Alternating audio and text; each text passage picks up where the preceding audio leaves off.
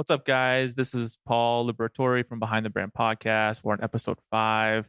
This week, I bugged my friend Sam Goulden from Minimal Golf. I've been bugging him for about a month to be on the show. Sam and I have been talking since, I don't know, like probably mid-fall.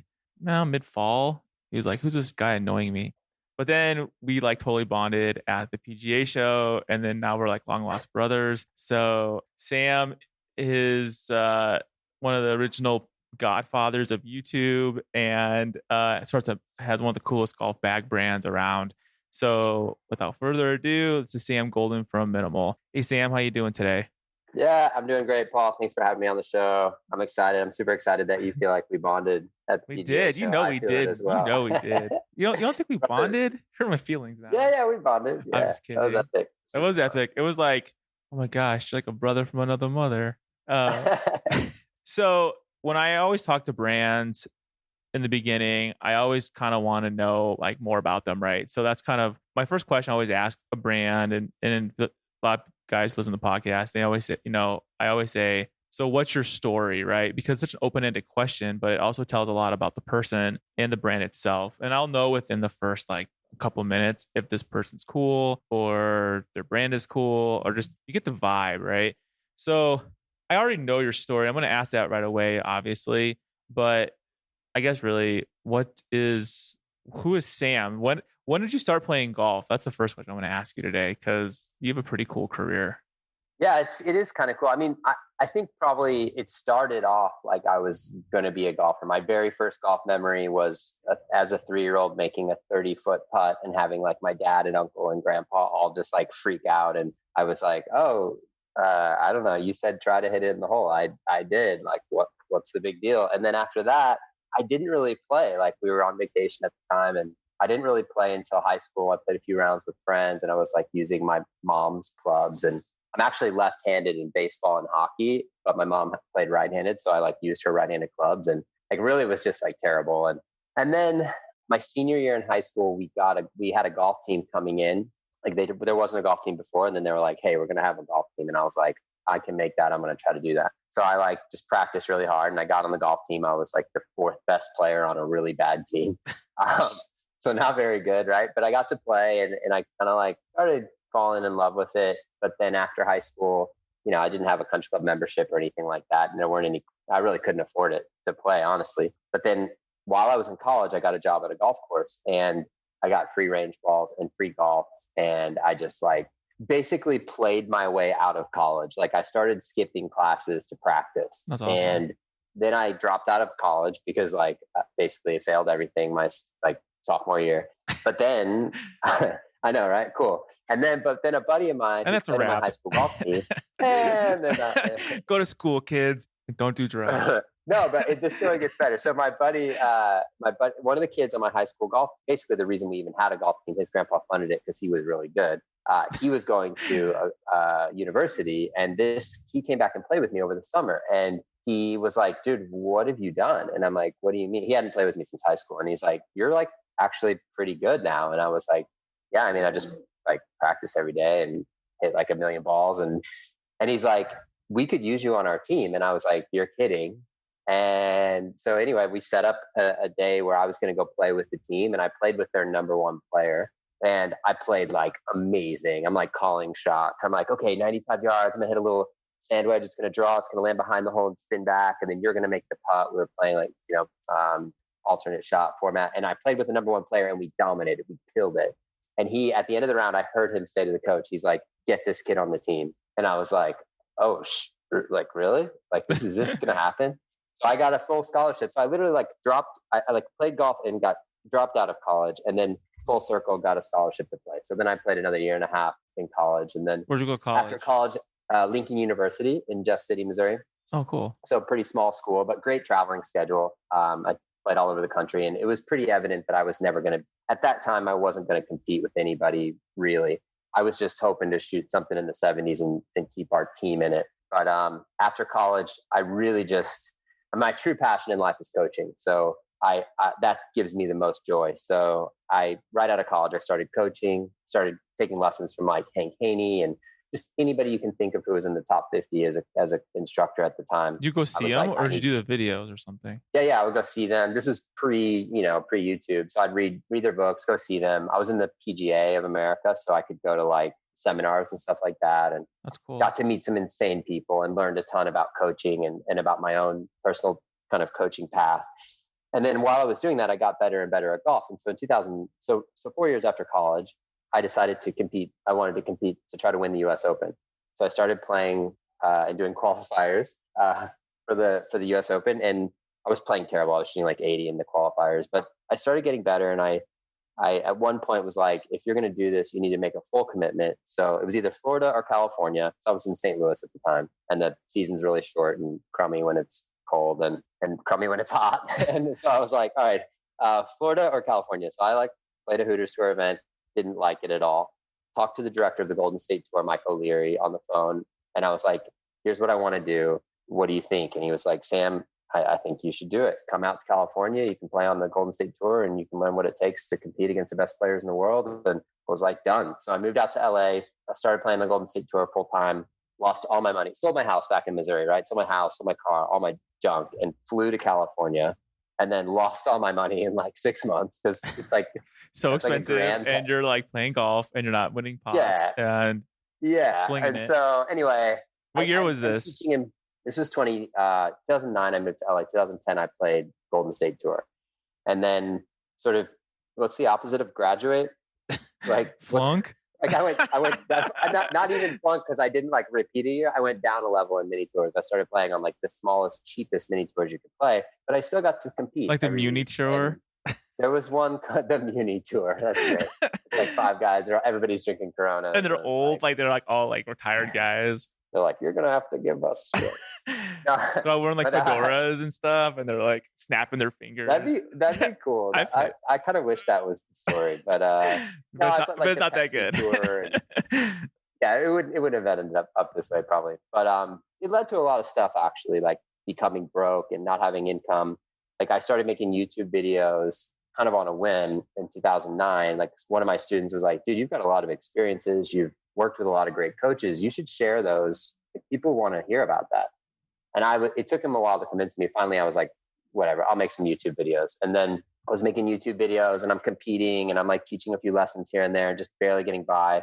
And then I kind of liked that for golf. I was like, this is like the Hogan story where you're going to lose, you're going to be eating your last orange off the citrus tree at the tournament, and hiding them in your golf bag, and you're going to be on your last $12. And if you don't make the cut, it's over. I thought that's what it meant to become that was my story, that I thought that was going to be my story. And then in 2013, I was like, dude, maybe you won't play your best if you're sleeping in your car. Maybe if you had like a new glove, that would make things easier, or like some brand new Titleist instead of the ones you found in the woods.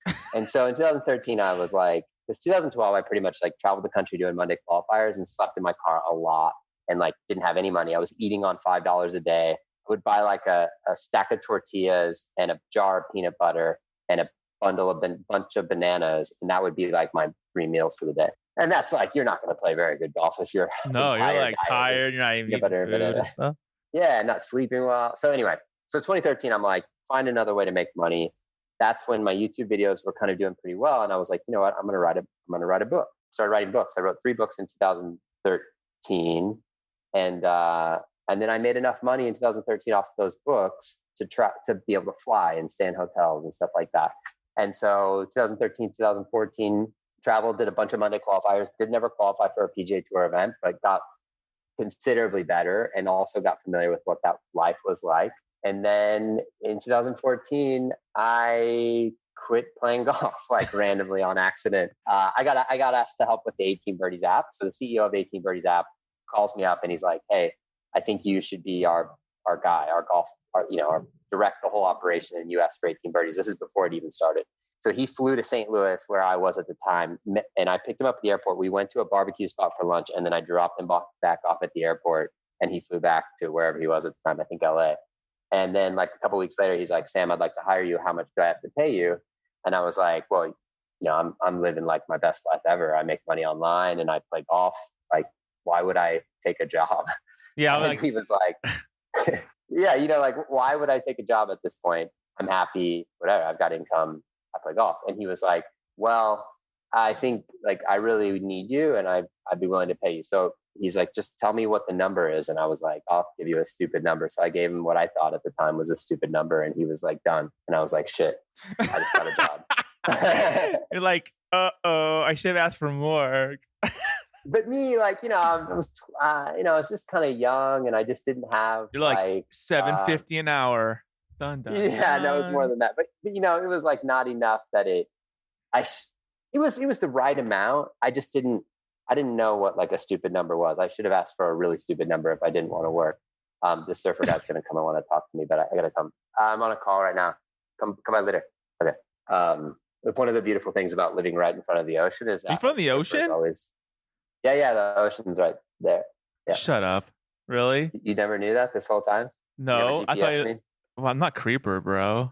Yeah, okay. We bonded, right. But we're not that kind of bonded yet. But anyway, so I'm working for 18 Birdies, and I'm loving it. It's so creative and so much fun, and we're like trying to figure out how to make the best golf app ever. Which at this point, I'm comfortable to say that there's no other golf app that does and will do what 18 Birdies. No, does. it's phenomenal. I mean, it's sick. It's awesome, and it's getting better the new AI coach. I'm not going to get into that, but anyway, I left 18 Birdies after about a year and wasn't playing anymore. And I was kind of trying to asking myself, like, what are you going to do with your life if you don't have a passion anymore?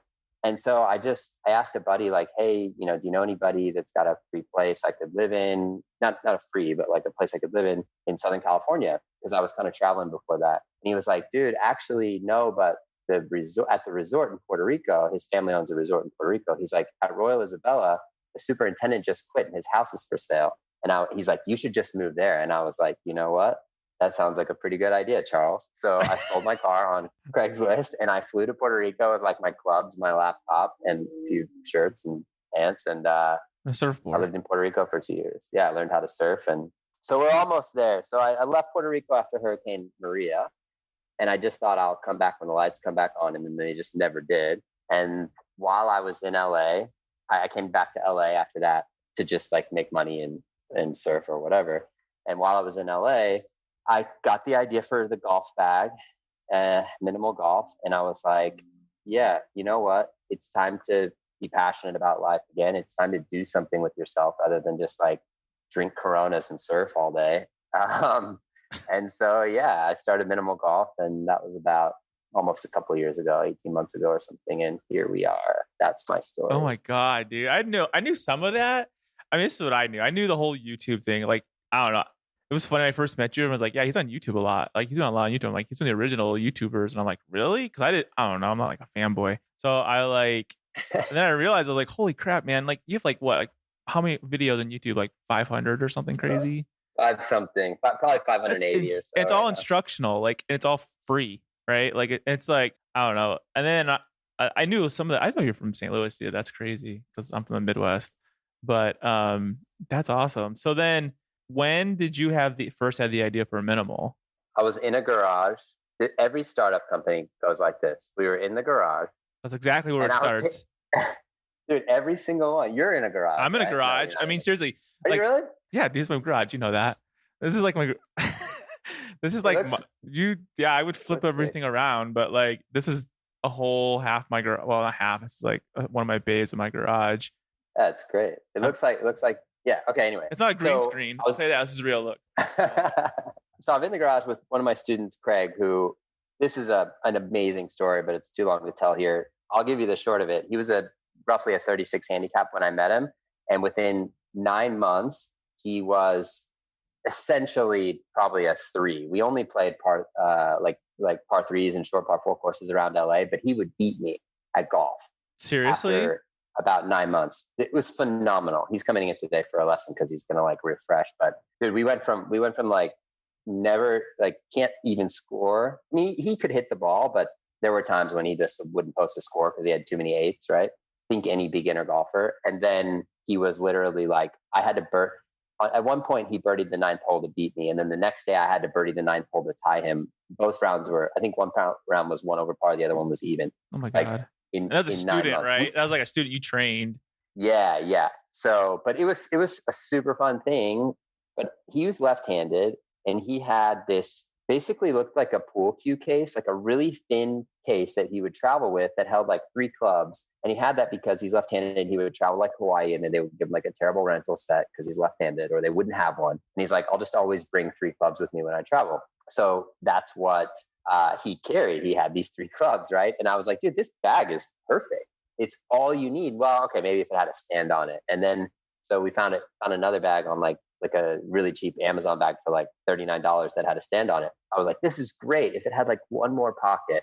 And I was like, you know what, Craig, like the way golf is going, you know, shorter rounds, less clubs, like let's make like for sure. Good Sunday bag. Everyone's walking now. And this is well pretty. Yeah.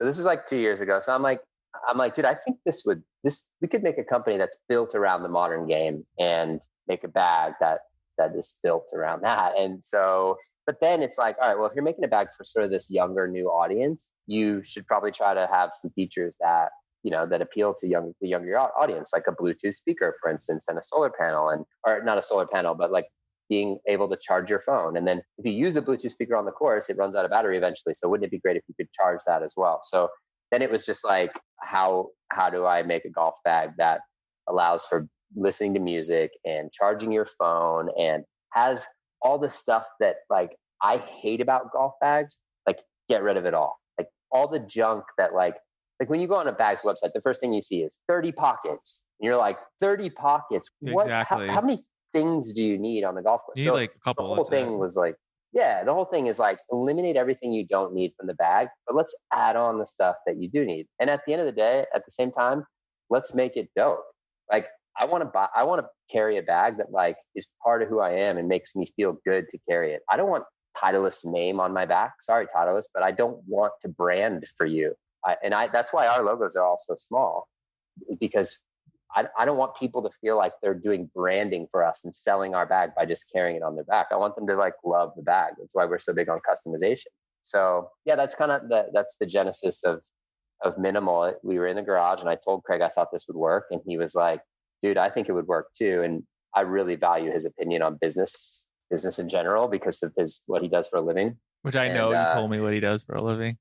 Yeah. So I'm like, if this guy thinks this will work and he'll back me a little bit, he's like, I'll support it. Yeah. So we just got started, man. And what year was that? It was 2018 that I committed to it. Like I bought a car in LA. I was like, I'm staying. Yeah. For me here. I'm staying. Yeah. And then we got the studio in October of 2018. That's this place. And then we got our first sample January 2019, did a Kickstarter in May 2019. Products hit the US December 31st of I never knew that. 2019. So so 6 months ago. Oh, you're gonna kill it. Yeah, we literally got our first shipment on New Year's Eve. Of like just New Year's Eve. Just because I was like, I think I got my bag. I don't know, what was that? Like probably April. It was like mid-February. It was like right after the show. You were gonna send it, and you're like, I don't have them in yet. And then I was like, okay. And then we started the show, and you were like, I got them in. Yeah. I'll get you one. I can only send you one bag right now because you hadn't gotten like the full shipment or something like that. Well, we ran out. Yeah, that's right. We ordered You ran out. 400 bags.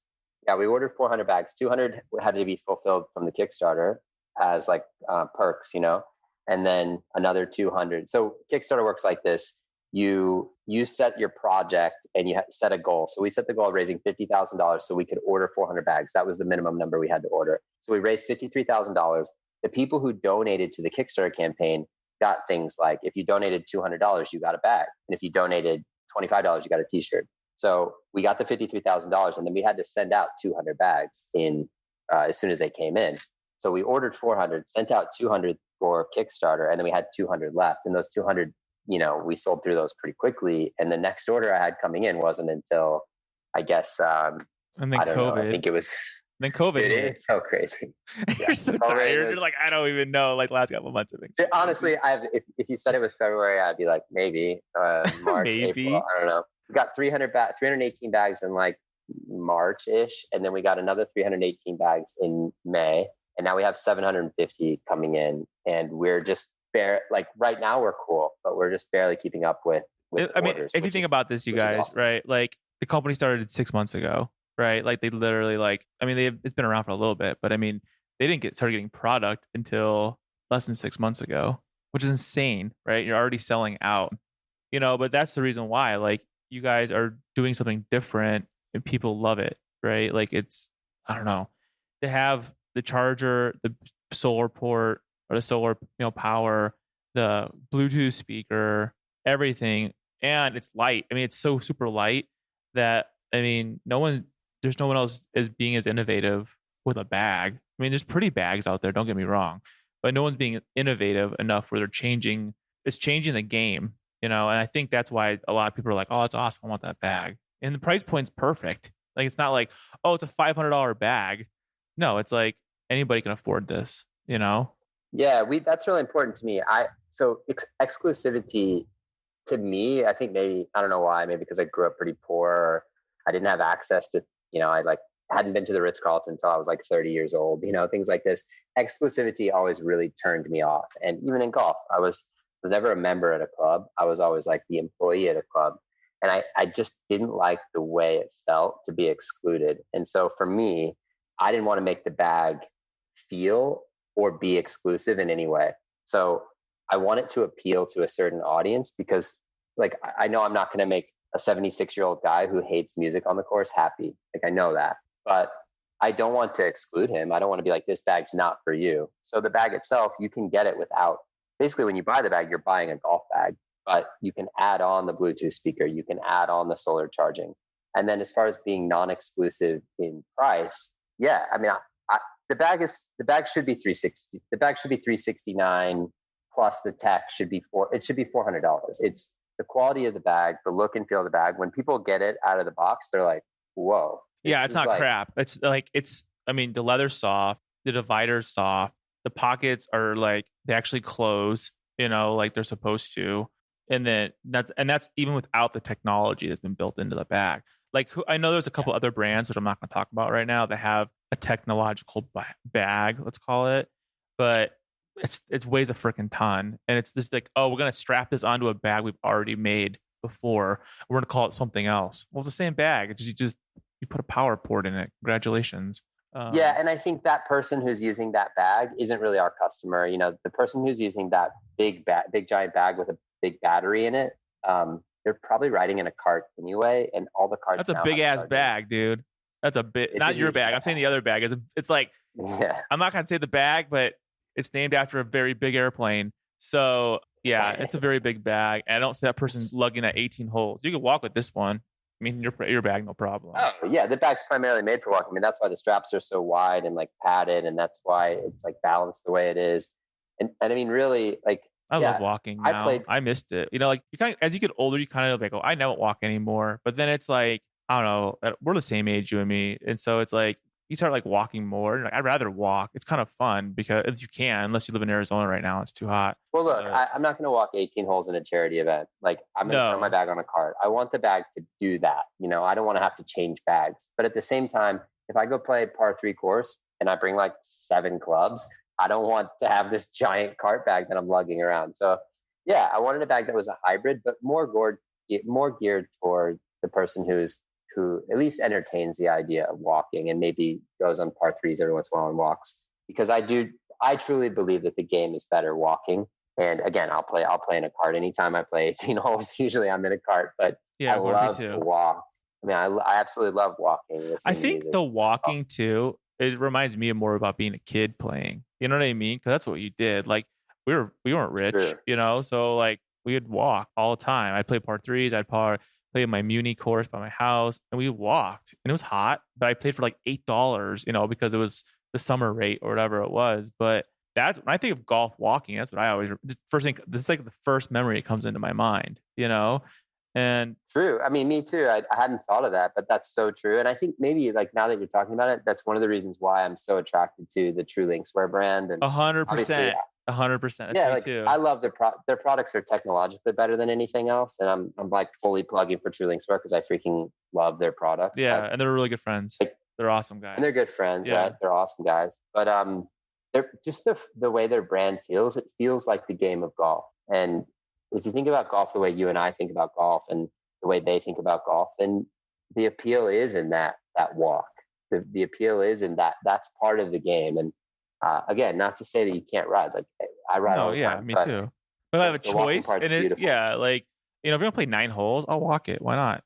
Or if it's like an 18, I'm not walking 18 right now. It's hot as hell. But you know what I mean? But if it's, I don't know. I mean, a lot of places you can't even walk that much anymore. Well, I guess now with COVID, I guess you can walk a lot more. Some you can't, but some places you have to walk, which, I think is pretty cool. It's interesting. Anyway. In the last couple of months, you guys now do personalization of the bags, right? Like, oh my God, this is the coolest thing ever. and it's like real personalization. Yes. It's not some bull crap where it's like, oh, I'm gonna sew on a patch. No, dude, like I'm jealous because I'm like, oh, I wish my bag was personalized. I should. Well, dude, I'm gonna drop something today that's really cool. This is like you're the first person to know this, other than like my little team here, our little team here.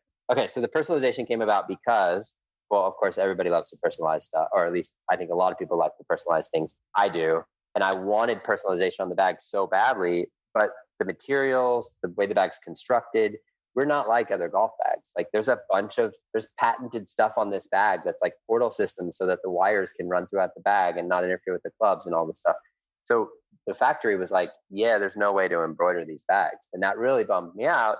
And I was just like, man, how can we make this happen? How can we make this happen? And finally I was just like, I wonder if we could just like a airbrush, like if Banksy came over, could he like paint something on the bag? Right. Who doesn't love Banksy? I know, right? But like if he came over, like could he just paint on the bag? Would paint work on the bag? And so I called this awesome kid, Hitoshi, who did my sign here at the studio.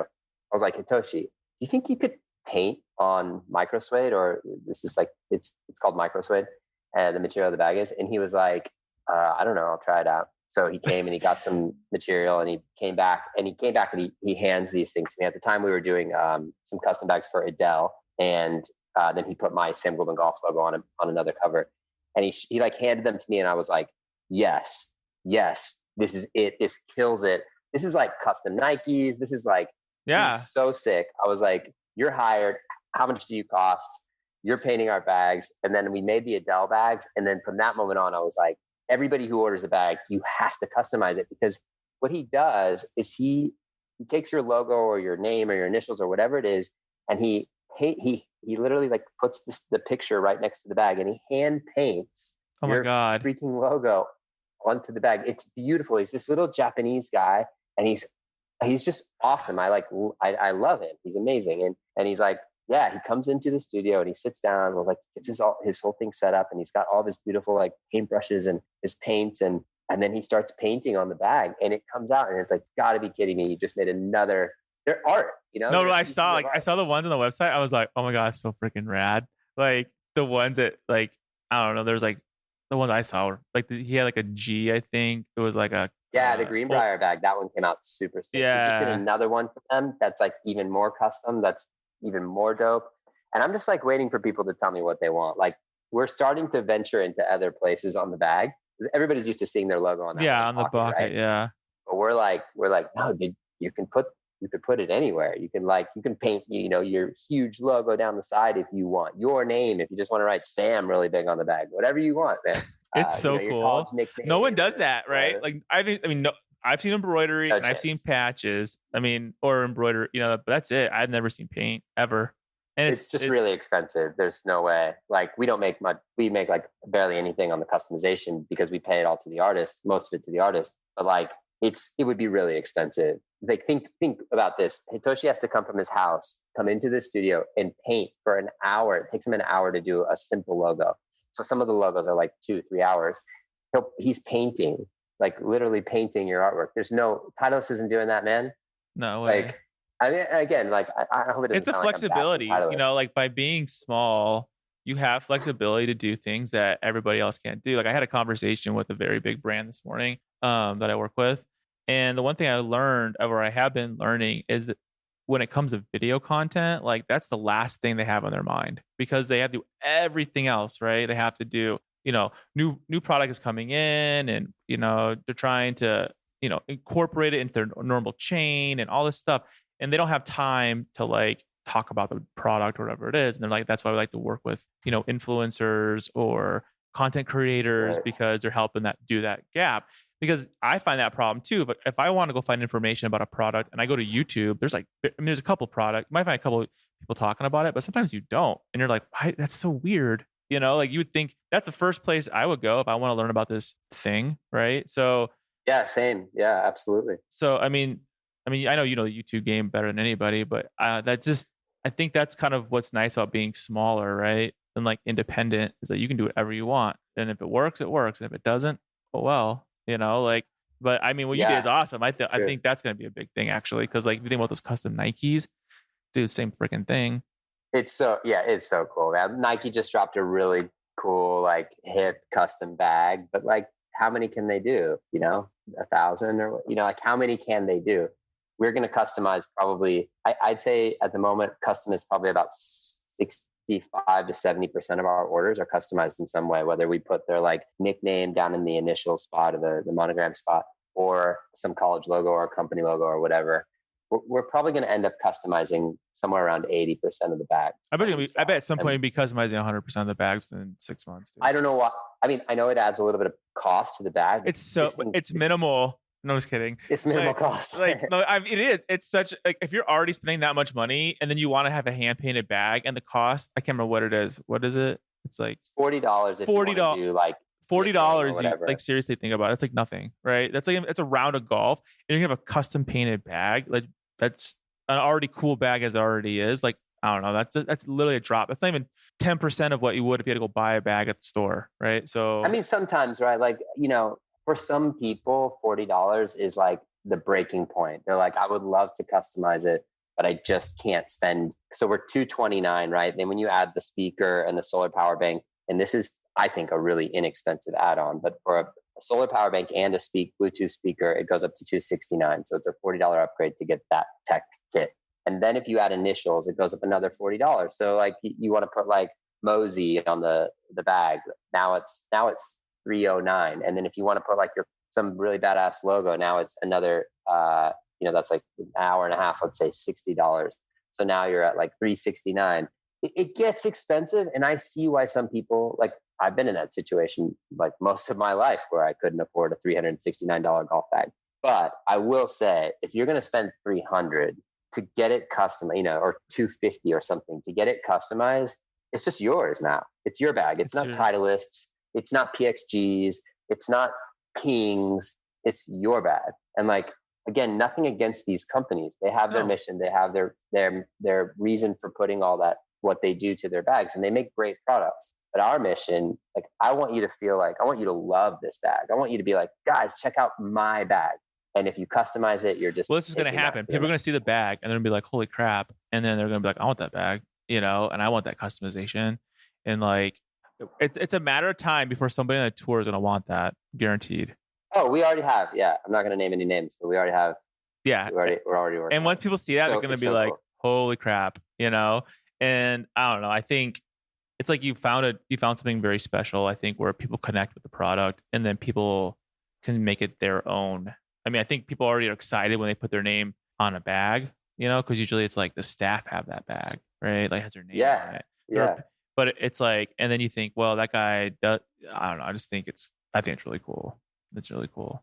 Thanks, man. Yeah, I'm really proud of it, dude. It's the biggest, greatest thing I've ever done in my life. And it's been such an amazing, like creative and taxing and scary, but just exceptionally awesome experience to bring this thing to life. And as I told you before, I told you I was going to drop something. Yeah, you did. You dropped the story.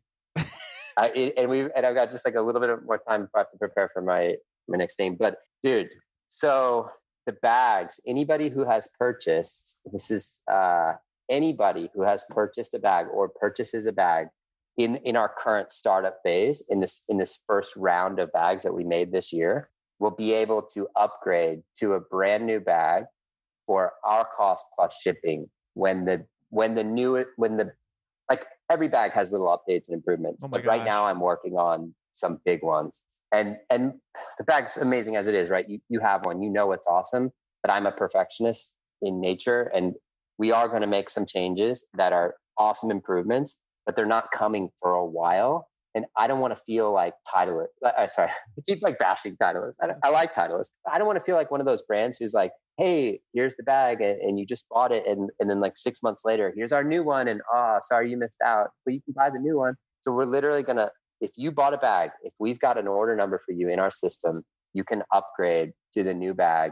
So anybody who bought a bag, buys a bag today, in like 9 months or 12 months, when our like updated version, kind of version 2, so to speak, comes out, they will be able to enter a code and get that bag for cost plus. So it's basically like Dollar Shave Club.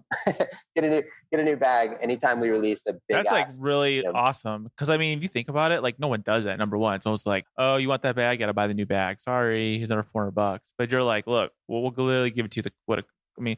Cost plus shipping. I mean, that's phenomenal. Like that's awesome. Yeah, I was feeling like this bag is great and it's insane and it's so innovative, but because of some of these innovations, there are some things that are not as good as I want them to be.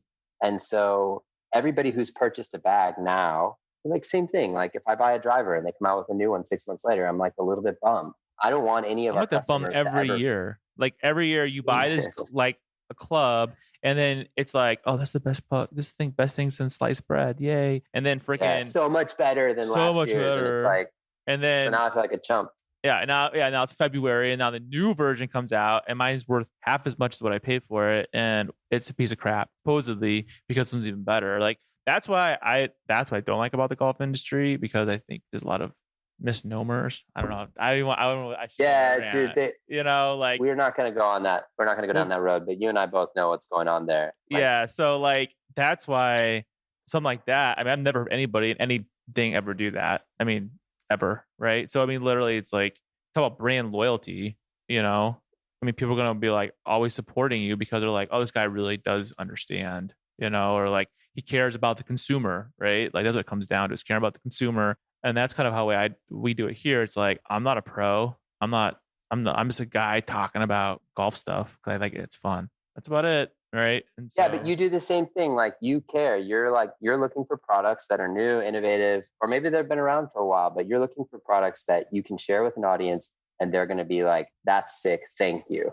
And that's the way I feel. Like I want to share this with somebody and have them be like, that's going to make my round of golf more fun. Thank you. But then if in 9 months we come out with a new version that's even better, I don't want them to feel bad. So like, obviously we can't just give them free product. Like we would. No, you go out of business in 2 seconds. But I mean, it's a wash. I mean, you guys it's not, I mean, literally they're upgrading their bag. Probably, we're not going to make money on that. But again, I'm small. I'm just me. Like I don't have like, we do pay a factory, but like, I don't have some of these huge costs that I can't absorb something like that, especially for like our first customers who really supported the reason you. we get to exist. Yeah, because exactly. If nobody bought the bag, there would never be a round 2, right? So it's Bingo. Like I've never heard of any. I mean, imagine like the car industry doing this. Like, okay, the new car comes out. The car industry is like the golf industry, same thing, right? Same damn car. So I mean, it's phenomenal. That's awesome. Too bad I don't. Yeah. So anybody who buys a bag now gets upgraded. That's awesome. For cost plus shipping when our next version comes out. So don't feel like you're going to get stuck with last year's model, because you can always. I like last year's model. I mean, I can't believe it's like, I don't know. Dude, it's so sick. It gets better every time. Like you wouldn't notice the differences when the new model comes out, but we tweaked we tweaked like 19 things from the bags that we had in January to the bags that we got. That's a lot of stuff in 6 months. You change that many little things that in 3 months. Oh, wow. And then the next product that came, we tweaked like another 6 things. And then the bags that are coming in like 45 or 60 days, those have like another 5 changes. So it's always like tiny little refinements. Like I get the bags in and I'm like, okay, we can improve this. It's only like an inch, literally there's one thing that we're improving by 1 inch. We can put a little notch here. Then maybe we can put some Velcro here for your glove, like little tiny things that aren't like going to make or break or change the way you feel about the bag. Those are happening all the time. But the big change that I foresee, it's probably going to be 9 months to possibly more, but probably about 9 months. So what is this, June? So like by March-ish, you think? Yeah, I think so. After the PGA show? So after the PGA show. Yeah. Yeah. I mean, I think, I don't want to discourage anybody from buying a bag right now. The bag is, I mean, it's the most innovative golf bag, period. Nobody can argue that. It's got so many things that make your life better. The ability to film your swing when you're on the range or the course or wherever, just by slipping your phone in that little pocket. That's insane. magnetic pockets so you don't ever break a zipper. That's awesome. All the stuff that we've put into this bag right now, it's awesome. And I want people to be confident that they can buy it now. And when we do make big improvements, upgrade they can for upgrade, cost. And I mean, which is that's phenomenal. I think it's pretty cool, man. I think it's super cool because nobody does that, right? No one's ever done that. Definitely not in the golf industry. So, I mean, it's like, imagine if Titleist, I guess we're bashing Titleist today. Sorry, Titleist. Let's say somebody else. Okay. Let's like Callaway said, oh, you got the Epic driver? Well, here, you can upgrade the Maverick for cost, like. And I'm not you don't have to send it back, dude. I'm not saying like send us your old one and it's not a trade in, trade up program. It's like, keep this, give it to your son, or donate it to the high school golf team, or put it in your garage, or whatever you want to do with it. But here's the new one. And I don't know. I don't foresee a company doing that. But if they did, that'd be a company that I would support. That's a freaking awesome thing. Yeah, because, you do little tweaks throughout the year, right? But then it's like, you're doing a massive overhaul, right? To make it better. Dude, imagine if you bought like the original Tesla and they were like, oh, the new Tesla's out.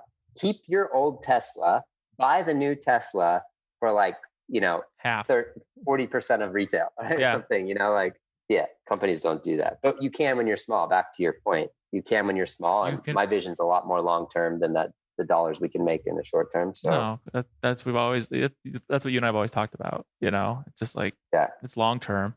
So, well, cool. So is there anything that I haven't asked you that you think I should have asked? I always ask that question and it's so loaded. I mean, you didn't ask about my surf game. Like, I've learned a bunch of new stuff surfing recently. I've got a new board coming. You got a new board? Oh, lucky. That's so funny. I went from my last episode was a guy in his basement. No dissing there. To a guy on the beach at a beach house looking at the ocean, which I thought you were joking around at first. That's kind of funny. No, that's I mean, I sacrifice other things for that, but yeah, I love being able. So I woke up this morning at 5 and I was like checking the surf and it's first light. And then I was like, okay, I'm cool. I'm going to wait till 6. And then I met my buddies in the water at 6 and I surfed from 6 to 8. I literally like got out of the water at 8:15 and like started my day. I got to the studio, which is 5 blocks from my house. So I got to the studio at like, I don't know, 8:40 maybe.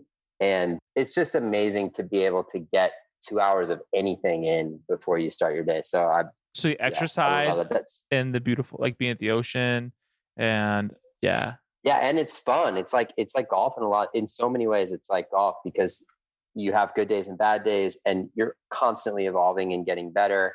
And you just randomly like feel something and you're like, oh, that's new. Like, I've never felt that before. What did I do there? And then like the next wave comes and you're like, I'm going to try that again. And then you screw it up. And then like 3 waves later, you get it again. And then all of a sudden it becomes habit. And you're like, dude, I can do this now. And yeah, I just love that. That's so cool. Aspect of trying to get better. There's a lot of beautiful things about being in the ocean first thing. So that's why I sacrifice other things to live where I live. Hey, it's okay. I mean, it's awesome. I mean, that's like the dream, right? It's just, I don't know. I would love to have that. I'll come visit you sometime. Come visit, dude. Just come visit. I was supposed to come see you in March. Remember that? You like invited me to that party and then freaking COVID came and dude, that was an epic party. You still had it? That didn't happen. Oh, I was like, what the heck? Because you're like, come down. Literally, we had like, you can come stay by us. The whole neighborhood. We had flyers made. We had like this canned alcohol, like mixed drink, like sponsoring it. We had everything ready to rock. And then like people were like, dude, are you still having the party? And I was like, what do you mean? And they were like, do you not watch the news? And I was like, no. And they were like, it's like really dangerous to be around people right now. And I was like, what? Like, literally, I was like, and then I started watching the news and I was like, oh my God. Yeah, we definitely can't have this party. But yeah, thankfully things are starting to get back to normal, it feels like. Yeah, hopefully.